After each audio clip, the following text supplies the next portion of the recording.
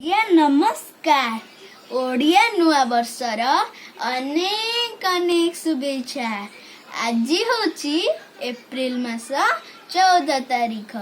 आज होची पणा संक्रांति। आउ आज होची श्री रामंकर भक्त हनुमानकर जन्मदिन।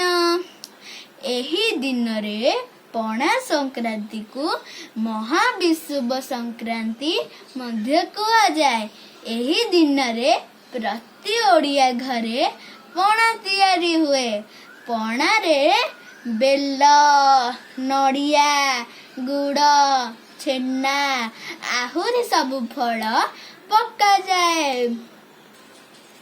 एही दिन समस्तंकर घरे चौरा रे आंब डाल, गब डाल, फूल और ठेकी रे सजा जाए।